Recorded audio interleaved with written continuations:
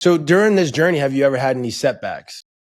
I have had, yeah, I have had some setbacks. I remember, like the first year of doing contracts with the government, it just as an entrepreneur, period. There were, when you're a subcontractor, this has probably happened to you. So sometimes like the prime will play and they won't pay you. They won't pay you on time. They pay you late. You gotta, and so now, but your bills don't stop, right? So that financially can set you back, especially if you didn't come with loans and money and capital and stuff. And so you're depending on that money. So those are setbacks. But how I overcome. So I believe in there's a problem. Now we have to figure out how to solve it. So, because every problem is solvable, right? And so that's when I started understanding that business and entrepreneurship is more than just a client. It's more than just getting contracts. It's understanding the whole ecosystem of accessing capital, of having business credit, of having, leverage, of having personal credit, of, having multiple streams, not multiple businesses, but multiple ways that, you can monetize your business assets and even your intellectual property to actually grow and thrive. So it's more than just one thing. It's like you have to understand the fullness of entrepreneurship.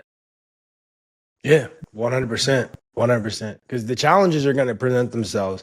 And Yes. if you don't have that toolkit, or you're distracted on too many different things, then you're just not gonna have the capacity to address the issues. So Right, that's a good one. And that's a real thing, like with the when you're a subcontractor and, not getting paid on time and all that stuff.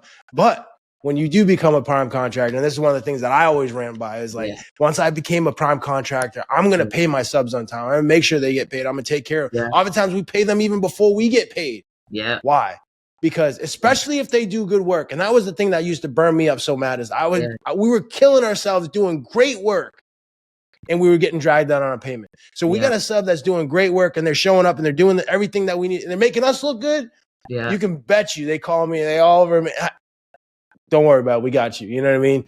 And then we just push it to the finish line together. Yeah, absolutely. You That's definitely huge. sow good seeds. You'll reap a great harvest. Yes. Cool. Any other challenges that you faced along the way? For the most part, just understanding how to navigate through business. That's pretty much one of the other challenges. But I will also say that as you grow in business, like challenges don't never just disappear, right?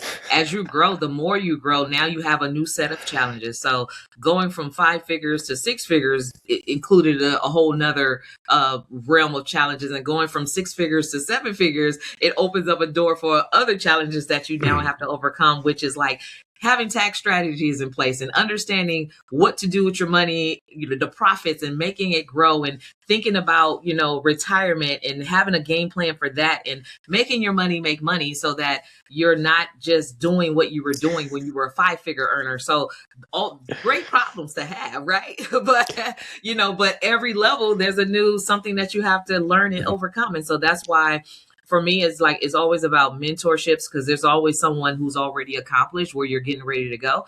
So having that blueprint to jumpstart and have a faster way to accomplish those things is better than trying to figure it out on your own, wasting time and wasting money in the process. And so mentorship, coaching, all of that is very important, a very important part of the journey of entrepreneurs, regardless if you're doing government contracts or whatever. It doesn't matter.